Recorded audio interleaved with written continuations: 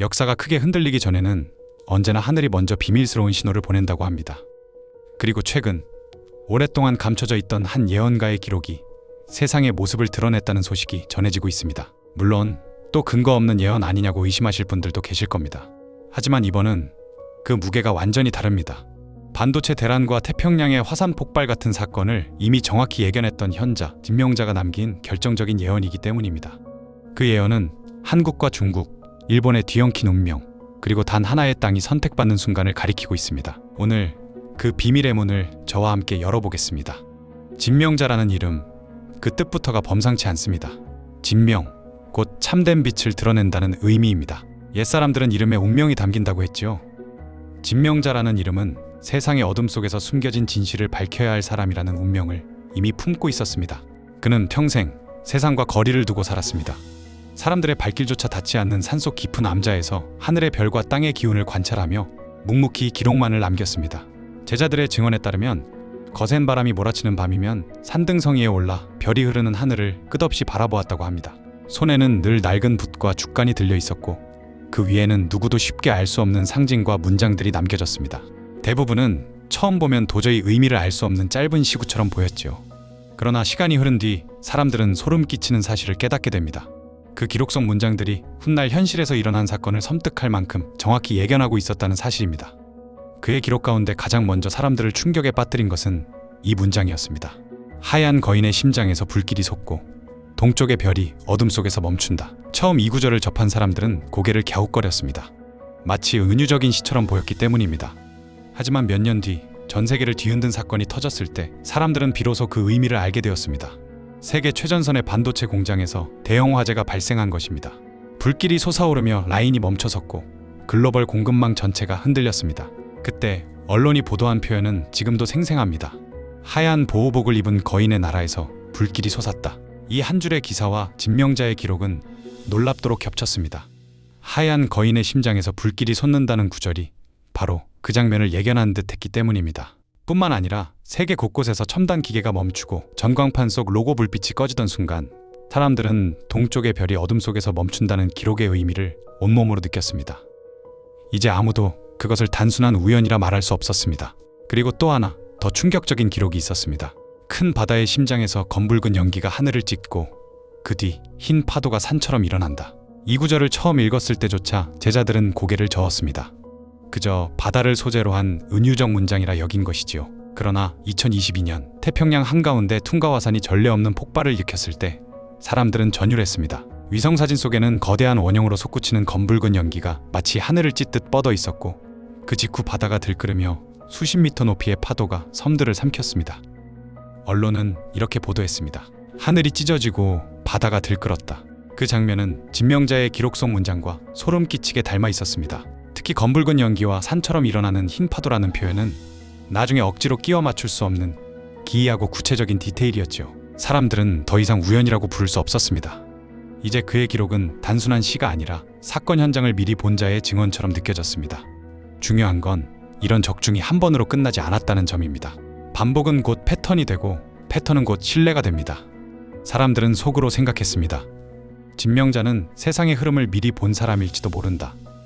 그리고 지금 그의 기록의 마지막 장은 이전과는 차원이 다른 메시지를 담고 있습니다. 세 개의 불꽃이 차례로 꺼지고 단 하나의 등불만이 새벽까지 타오른다. 세 나라의 운명이 정해진 순서대로 무너지고 그 속에서 단 하나의 땅만이 선택받는다는 기록. 이 구절은 지금 한국과 중국, 일본을 둘러싼 격변의 현실 속에서 다시 떠오르고 있습니다. 과거의 사건들을 소름 끼치게 맞춰왔던 진명자. 그의 기록이 단순한 옛 이야기나 우연의 일치가 아니라는 건 이제 분명합니다. 하지만 더 놀라운 건 그의 예언이 세 나라의 미래를 정해진 순서대로 보여주고 있다는 사실입니다. 세 개의 불꽃이 차례로 꺼지고 마지막에 단 하나의 등불만이 남는다는 말. 그렇다면 첫 번째로 꺼질 불꽃은 어디일까요? 그 답은 그의 기록 속에 이미 새겨져 있습니다. 그리고 잊지 마십시오. 끝까지 보셔야만 알 수 있습니다. 세 불꽃이 모두 꺼지고 난 뒤에야 비로소 드러나는 선택받을 단 하나의 땅. 그 비밀이야말로 오늘 우리가 반드시 붙잡아야 할 이유입니다. 진명자가 남긴 기록은 단순히 상징적인 시가 아니었습니다. 그는 분명히 말했습니다. 세 개의 불꽃은 정해진 순서대로 꺼지고 마지막에 등불 하나만 새벽까지 타오른다. 세 나라의 운명이 차례대로 무너진다는 뜻. 그리고 그 순서는 그의 기록 속에 뚜렷하게 남아 있었습니다. 첫 번째로 꺼질 불꽃, 그것은 일본이었습니다. 진명자는 이렇게 적었습니다. 불의 산이 깨어나고 바다는 삼켜지며 섬의 등불이 꺼진다. 이 문장은 처음엔 그저 시적인 비유처럼 들렸습니다. 그러나 지금 일본의 상황을 보면 이 말이 결코 단순한 은유만은 아니라는 생각이 듭니다. 일본은 세계에서 가장 위험한 지진대 위에 놓인 나라입니다. 불의 고리라 불리는 환태평양 지진대 한가운데 수많은 활화산과 단층대 위에 자리 잡고 있지요. 후쿠시마 원전 사태 이후 여전히 해결되지 못한 방사능 문제, 계속되는 강진경보, 그리고 최근 들어 더욱 빈번해지는 화산 활동, 이 모든 것이 진명자의 기록을 보는 이들에게 기묘한 실감을 안겨줍니다. 불의 산이 깨어난다는 표현이 현실의 위험과 겹쳐지는 것입니다. 그리고 섬의 등불이 꺼진다는 구절, 이는 단순히 지진과 화산만을 의미하는 것이 아닙니다. 경제적으로도 일본은 오랜 세월 휘청거리고 있습니다. 엔화 가치가 끝없이 추락하며 해외 자본은 이탈하고 있습니다. 국가 부채는 이미 GDP의 2배를 넘어섰고 사회는 초고령화로 무너져가고 있습니다. 젊은 세대는 줄어들고 지방은 텅 빈 채 방치되어 있습니다. 도시의 네온사인은 여전히 빛나지만 그 뒤편에서 가정과 기업의 불빛은 하나둘 꺼지고 있습니다. 진명자가 말한 섬의 불빛이 꺼진다는 기록이 단순한 비유가 아니라 지금 우리 눈앞에서 벌어지고 있는 현실처럼 느껴지지 않습니까? 이제 두 번째 불꽃, 중국의 차례가 다가옵니다. 진명자는 이렇게 적었습니다. 붉은 성의 벽은 스스로 무너지고 안에서 들끓는 물결이 강산을 가른다.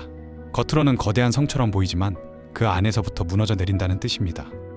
중국은 오랫동안 세계의 공장이라 불리며 세계 경제의 중심을 차지해왔습니다. 겉보기에 중국은 여전히 강력해 보입니다. 하지만 그 내부를 들여다보면 심각한 균열이 빠르게 퍼지고 있습니다. 부동산 거품은 이미 무너져 내리고 있습니다. 세계 최대 부동산 기업들이 연이어 파산했고 미분양 아파트들이 도시 외곽의 유령 도시처럼 늘어서 있습니다. 젊은 세대는 일자리를 찾지 못해 방황하고 있고 백지 시위라 불렸던 민심의 폭발은 더 이상 숨길 수 없는 현실이 되었습니다. 경제 성장률은 눈에 띄게 둔화되었고 한때 세계를 지배할 듯 보였던 중국의 꿈은 점점 희미해지고 있습니다. 진명자가 말한 붉은 성의 벽은 스스로 무너진다는 말, 외부의 침략이 아니라 내부의 분열과 균열로 인해 무너진다는 이 표현은 지금의 중국을 떠올리게 합니다. 더 무서운 건 이 균열이 단순한 경제 위기나 정치적 불안으로 끝나지 않을 수 있다는 점입니다. 내부의 물결, 곧 민심의 분노가 강산을 가르고 체제를 뒤흔드는 순간 진명자의 기록은 단순한 예언이 아니라 냉혹한 현실이 될 수 있습니다. 그리고 기록은 마지막으로 이렇게 전합니다. 두 불꽃이 꺼진 뒤에야 단 하나의 등불이 남아 새벽을 밝힌다. 일본의 몰락, 중국의 균열, 이 두 나라는 정해진 순서대로 무너지는 불꽃일 뿐입니다. 하지만 여기서 끝이 아닙니다. 오히려 여기서부터 진짜 이야기가 시작됩니다. 왜냐하면 두 나라의 몰락은 단순한 비극이 아니라 새로운 시대를 여는 문이기 때문입니다. 꺼져가는 불빛 속에서 마침내 하나의 등불이 남아 새벽을 밝히게 됩니다. 그 단 하나의 등불, 선택받는 땅은 어디일까요? 그 답은 진명자의 기록 속에 이미 남아 있습니다. 그리고 그 순간이 다가올수록 우리는 한 가지 사실을 잊지 말아야 합니다.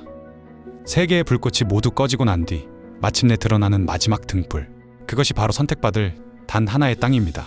오늘 우리가 이 예언을 붙잡아야 하는 이유가 여기에 있습니다. 진명자가 남긴 기록은 분명했습니다. 세계의 불꽃이 차례로 꺼지고 마지막에 단 하나의 등불만이 새벽까지 타오른다. 그렇다면 마지막까지 타오르는 등불은 어디일까요? 그 답은 수천 년간의 역사를 견뎌온 한반도, 바로 한국을 가리키고 있었습니다. 왜 하늘은 수많은 나라 중에서 한국을 선택했을까요? 그 이유는 단순히 지정학적인 위치 때문만이 아닙니다. 진명자의 기록에는 이렇게 쓰여 있습니다. 고난을 짊어진 자, 빚을 다한 자가 빛을 받으리라. 한국의 역사를 돌이켜보면 이 구절이 결코 우연이 아님을 알 수 있습니다. 한민족은 수천 년 동안 숱한 외세의 침략과 시련을 겪었습니다. 나라가 두동강 나고 외세의 전쟁터로 쓰이며 수많은 고난을 감내해야 했습니다. 하지만 그 속에서도 꺼지지 않은 불빛이 있었습니다. 바로 희망과 기도의 등불입니다. 전쟁 속에서도 가난과 분열 속에서도 한국은 끝내 무너지지 않았습니다. 오히려 그 시련들은 이 민족을 단련하는 불꽃이 되었습니다. 마치 금이 불 속에서 단련될수록 더 단단해지는 것처럼 한국의 영혼은 수천 년간 연단을 받아왔던 것입니다. 진명자는 이를 하늘의 빚이라고 표현했습니다. 고난의 세월은 단순한 불행이 아니라 하늘이 한국을 다듬는 연단 과정이었다는 뜻입니다. 그리고 그 빚을 다 갚은 순간 새로운 빛이 한국을 비추게 될 것이라 기록한 것입니다. 여러분, 지금 세계의 질서를 보십시오. 일본의 불빛은 흔들리고 중국의 성벽은 무너져 내리고 있습니다. 그 틈 속에서 세계는 자연스럽게 새로운 중심을 찾게 될 것입니다. 그리고 그 중심이 바로 고난을 통해 단련된 한국이 될 수밖에 없는 이유가 여기에 있습니다. 실제로 이미 징조는 나타나고 있습니다. 한국은 반도체, 배터리, 인공지능과 같은 미래 산업에서 세계의 주목을 받고 있습니다. 한류 문화는 전 세계를 휩쓸며 작은 나라의 목소리가 세계에 울려 퍼지고 있습니다. 작은 땅, 짧은 역사라며 무시받던 나라가 이제는 세계의 질서를 움직이는 중요한 열쇠로 떠오르고 있는 것입니다. 진명자의 기록은 단순히 한국을 선택받은 땅이라 칭하지 않았습니다. 그는 이렇게 말했습니다. 동방의 등불은 분열을 치유하고 온 세상을 밝히리라. 여기서 말하는 분열의 치유란 단순히 남북의 문제만을 의미하지 않습니다.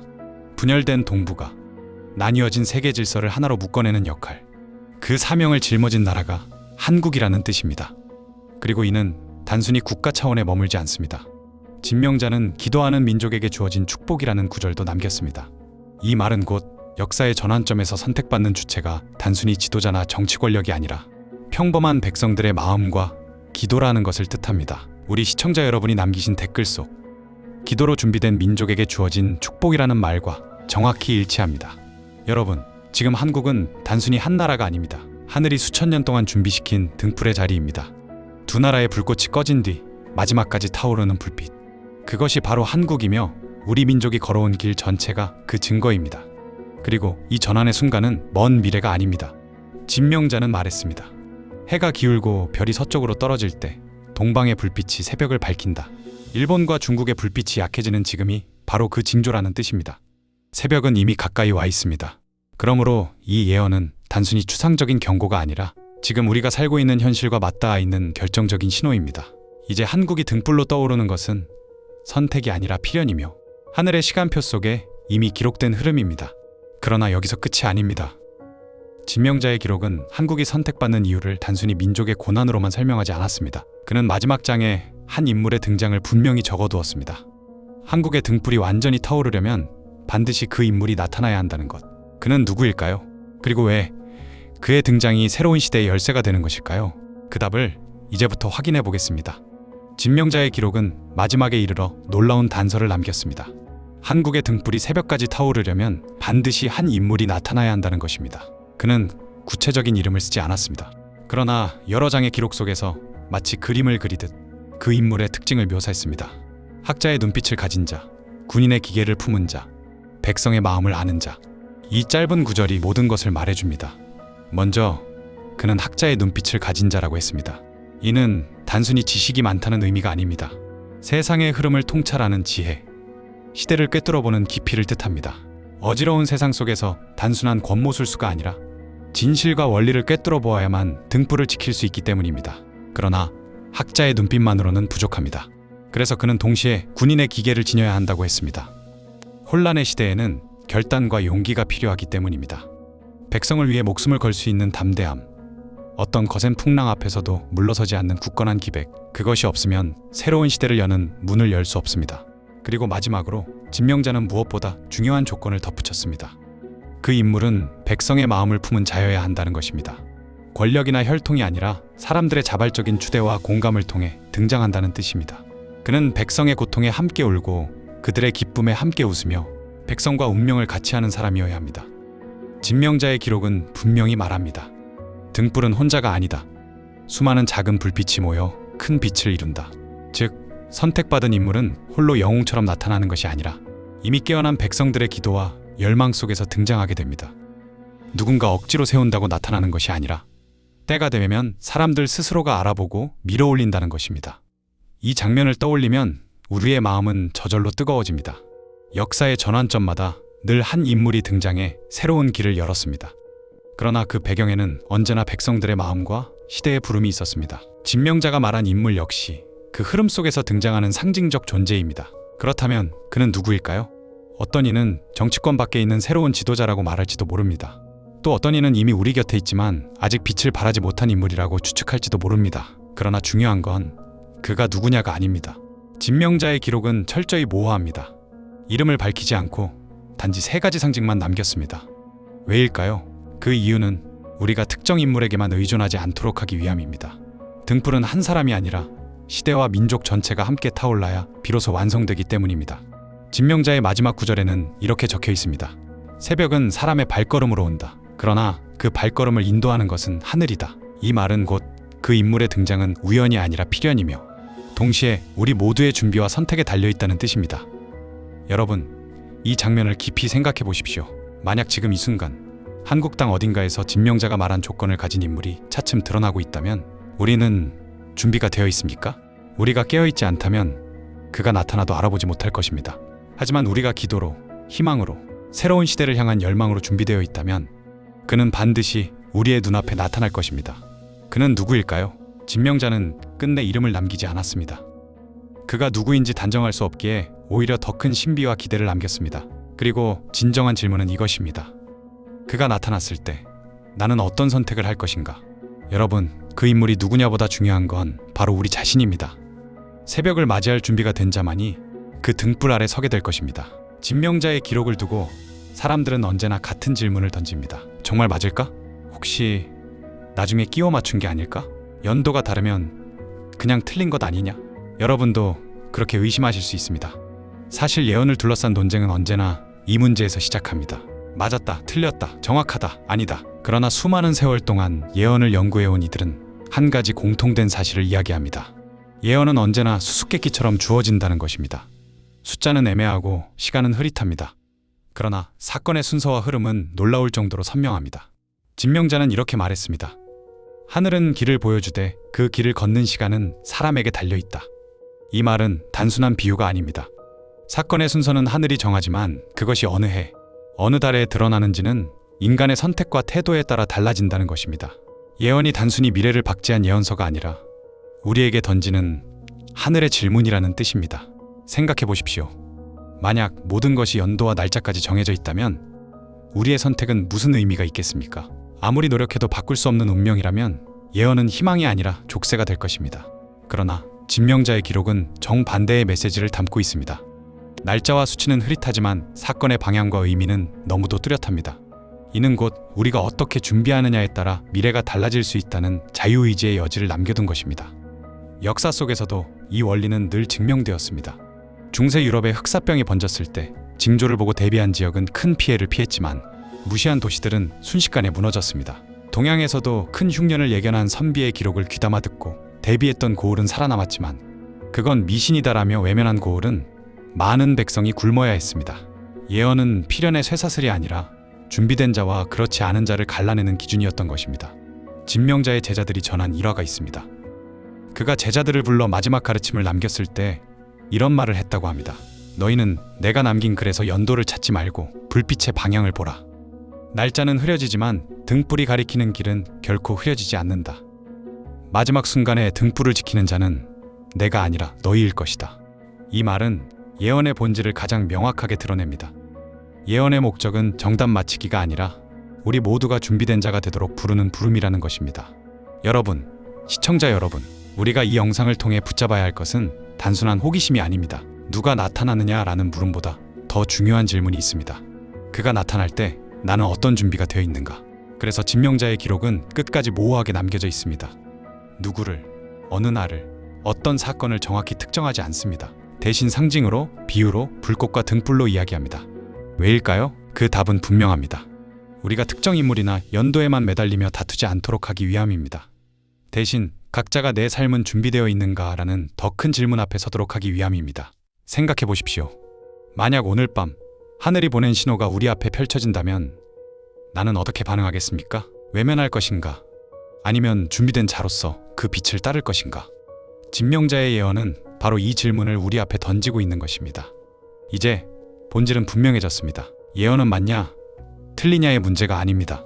날짜와 수치가 아니라 방향과 의미가 핵심입니다. 그리고 그 방향은 분명히 두 나라의 몰락과 한국의 등불, 그리고 준비된 자의 선택을 향하고 있습니다. 여러분, 진명자의 기록은 지금 이 순간 우리에게 이렇게 묻고 있습니다. 너는 준비되어 있는가?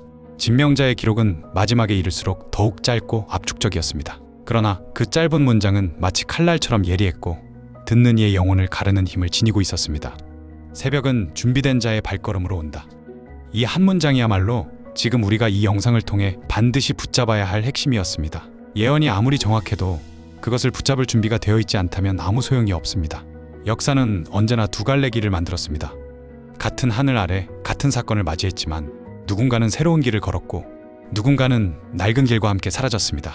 생각해 보십시오. 고대의 홍해가 갈라졌을 때 믿음을 품고 준비된 자들은 마른 땅을 밟으며 앞으로 나아갔습니다. 그러나 의심과 두려움 속에 선 이들은 끝내 물결 속에 삼켜졌습니다. 고려가 무너지고 조선이 세워질 때도 깨어있던 자들은 새로운 시대의 기초가 되었지만 그렇지 못한 자들은 지난 왕조의 그늘에 묻혀갔습니다. 일본의 식민 지배 속에서도 준비된 자들은 작은 학교와 교회, 산속의 암자에서 등불을 지키며 다음 세대를 일으켰습니다. 역사의 전환점마다 준비는 곧 생존이자 선택이었습니다. 진명자는 이 준비의 조건을 세 가지로 남겼습니다. 첫째, 마음을 열어 하늘의 빛을 받아들이는 것. 둘째, 작은 불빛이라도 꺼뜨리지 않고 끝까지 지키는 것. 셋째, 그 불빛을 다른 이들과 나누어 더 큰 등불로 만드는 것. 이 조건은 거대한 왕이나 권력자에게만 요구된 것이 아니라 범한 백성, 바로 우리 모두에게 주어진 것이었습니다. 준비는 거창한 것이 아닙니다. 거대한 재산이나 권력이 있어야 가능한 것도 아닙니다. 작은 기도의 습관, 선행의 작은 발걸음, 가족을 향한 사랑, 이웃을 향한 따뜻한 손길. 그것이 모두 준비입니다. 어떤 이는 내가 무슨 힘이 있느냐고 말할지 모르지만 역사는 언제나 작은 불빛에서 시작되었습니다.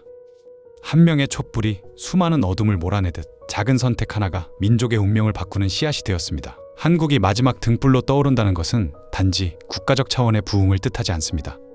진명자는 분명히 말했습니다. 기도하는 민족에게 주어진 축복, 즉 선택받는 주체는 단순한 지도자나 권력이 아니라 평범한 백성들의 기도와 준비라는 것입니다. 우리의 마음, 우리의 행동, 우리의 선택이 모여 한국이라는 거대한 등불을 완성하는 것입니다. 여러분, 준비된 자와 그렇지 못한 자의 차이는 아주 작은 데서 갈립니다. 어떤 이는 흔들리는 세상을 보며 끝났다고 말하고 또 어떤 이는 같은 장면을 보면서 새벽이 다가온다고 말합니다. 어떤 이는 불안을 붙잡고 또 어떤 이는 희망을 붙잡습니다. 바로 그 작은 차이가 새벽을 마주하는 사람과 어둠 속에 머무는 사람을 나누는 경계선이 되는 것입니다. 그래서 진명자는 이것을 위대한 분리라 불렀습니다. 나라와 민족이 나뉘는 것이 아니라 마음과 태도에 따라 사람들이 갈라지는 순간, 위대한 분리는 보이는 경계가 아니라 보이지 않는 경계입니다. 준비된 자는 시대의 흐름에 발맞추어 새벽을 맞이하지만 준비되지 않은 자는 눈앞에 와 있는 빛을 보지 못한 채 뒤돌아서게 됩니다. 이제 질문을 드리겠습니다. 여러분은 준비되셨습니까? 세상의 불빛이 흔들리고 두 나라의 불꽃이 꺼져가는 이 순간, 나는 어떤 마음으로 서 있습니까? 두려움과 의심 속에서 뒷걸음질 치고 있습니까? 아니면 작은 불빛이라도 붙잡고 새벽을 맞이할 준비를 하고 있습니까? 이 질문은 누구도 대신 답해줄 수 없습니다. 가족도, 친구도, 지도자도 대신해줄 수 없습니다. 오직 이 영상을 보고 있는 바로 여러분 각자의 몫입니다. 역사의 전환은 거대한 정치인의 손에서만 이루어지는 것이 아니라 지금 이 순간 작은 불빛을 붙잡는 우리의 선택에서 시작됩니다. 기억하십시오. 준비란 특별한 능력을 갖춘 소수가 하는 것이 아닙니다. 그저 희망을 붙잡는 것, 기도를 멈추지 않는 것, 선을 향해 마음을 기울이는 것, 그것이 곧 준비입니다. 그리고 준비된 자에게만 하늘은 새로운 시대를 열어주었습니다. 진명자는 마지막에 이렇게 남겼습니다. 빛은 스스로를 찾는 자에게 주어진다. 어둠에 안주하는 자는 빛을 보지 못하리라. 여러분, 지금 이 순간이 바로 그 갈림길입니다. 준비된 자로 설 것인지 아니면 준비되지 못한 채 흘러갈 것인지, 선택은 이미 우리 앞에 놓여 있습니다. 저는 다시 묻겠습니다. 새벽이 올 때 여러분은 그 빛 아래 설 준비가 되어 있습니까? 오늘 우리는 진명자의 기록 속에 담긴 놀라운 흐름을 함께 살펴봤습니다. 일본과 중국 두 나라의 불꽃이 흔들리는 동안 마지막까지 꺼지지 않고 새벽을 밝힐 단 하나의 등불, 그것이 바로 한국이라는 사실, 그리고 그 빛이 완전히 타오르기 위해 나타나야 할 운명의 인물까지 모두 그의 기록 속에 담겨 있었습니다. 지금 우리가 살아가는 시대의 혼란은 결코 우연이 아닙니다. 이 모든 과정은 새로운 시대가 열리기 직전에 반드시 지나야 할 연단의 시간입니다. 고난은 단순한 불행이 아니라 선택받은 땅을 준비시키는 불길이었음을 우리는 다시금 확인할 수 있었습니다. 그러나 중요한 것은 이 모든 이야기가 단순히 먼 미래의 예언으로 끝나는 것이 아니라는 사실입니다. 예언은 늘 우리에게 질문을 던집니다. 그때가 오면 너는 어떤 선택을 하겠는가? 세상이 뒤집히는 순간 준비된 자만이 새로운 시대에 설 수 있습니다. 그래서 이 메시지는 결국 여러분 각자의 몫으로 돌아옵니다. 우리는 단순히 시청자가 아니라 이 예언의 흐름 속 한 사람 한 사람의 등불이 될 수 있기 때문입니다. 기도와 준비, 그리고 흔들리지 않는 마음이야말로 새벽을 맞이하는 열쇠입니다. 지금 한국은 분명히 선택받은 자리 앞에 서 있습니다. 그리고 여러분이 이 영상을 끝까지 보셨다는 것 자체가 이미 하늘이 보내신 작은 신호일지도 모릅니다. 새로운 시대가 열릴 때 그 자리에 서 있는 것은 다른 누군가가 아니라 바로 여러분일 수 있습니다. 여러분은 어떻게 생각하십니까? 세계의 불꽃이 꺼지고 난 뒤 마지막까지 남는 그 하나의 등불, 그것은 어디라고 보십니까? 여러분의 생각을 댓글로 남겨주시기 바랍니다. 여러분의 한마디 한마디가 이 채널을 더 깊은 탐구로 이끄는 소중한 길잡이가 됩니다. 오늘도 함께 해주셔서 감사합니다. 구독과 좋아요는 저희가 더 깊은 진실을 찾아가고 더 많은 분들과 이 비밀을 나누는데 큰 힘이 됩니다. 곧 이어질 다음 영상에서는 진명자의 기록에서 다하지 못한 숨겨진 단서와 다른 예언가들의 일치하는 메시지를 다루게 될 것입니다. 끝까지 함께 해주신 여러분 늘 감사드리며 새벽을 밝히는 등불이 여러분의 가정과 삶에도 꺼지지 않고 빛나기를 진심으로 기원합니다.